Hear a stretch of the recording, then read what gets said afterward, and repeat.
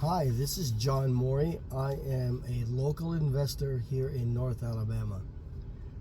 I'm a little excited to talk about this particular topic that kind of bothers me a little bit at the same time, but I'm excited to hopefully bring some clarity. I'm sure many of you have heard that investors are scum. Investors are greedy. Investors don't care. They just want to give you lowball offers.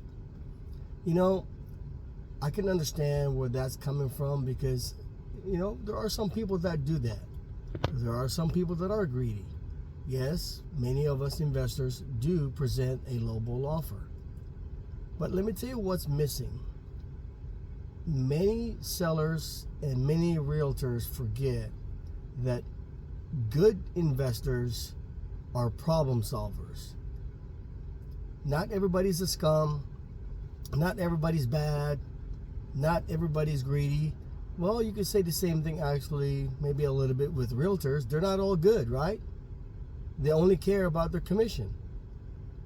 You could also say the same thing with sellers, that they're not negotiable. They think their house is worth $1 million when it's not. So we could go down that rabbit hole time and time again, and we're not going to agree 100%. However, let's just keep it simple.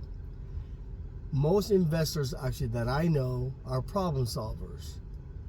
We are out there to present options to sellers that are not just based on price. Most sellers are just going to list it with a realtor and MLS and leave it at that. So the property is now sitting in the market 60 days, 90 days. I taught a class on this, that there was one particular property has been on the market for almost 2 years. All they're doing is price drop, price drop. That technique doesn't really work very well. Us investors, we have creative ways to buy that house.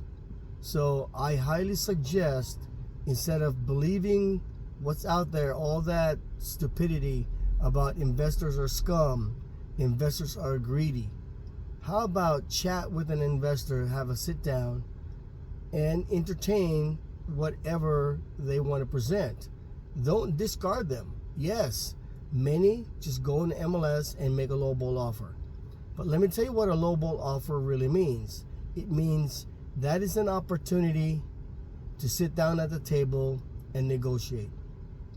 That's where negotiations should start. It starts at that lowball offer. You should be happy as a seller. If you get an offer at all, you should be happy that you're getting an offer. If you don't get an offer on your house, here's what the message says. Your house is not worth it. It's not worth anything.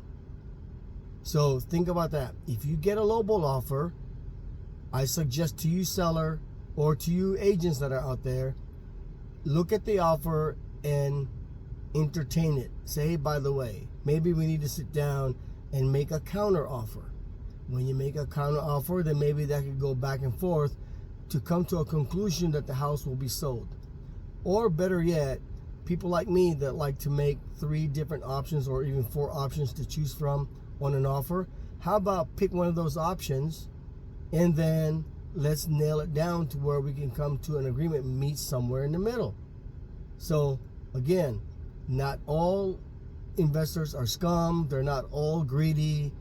They're not all the type that always makes lowball offers. I have that as part of my offer. However, if you're after speed, most of the time that lowball offer is a cash offer to get you close quickly.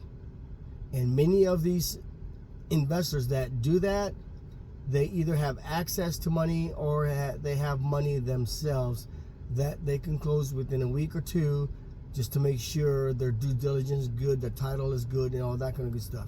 So my suggestion to you agents, you realtors, you sellers, do not disregard an offer from a seller, from an investor, or even from just a consumer that's making you a lowball offer. Entertain it, make a counter offer, then hopefully you can get your property sold. I'm John Morey, I am an investor in North Alabama.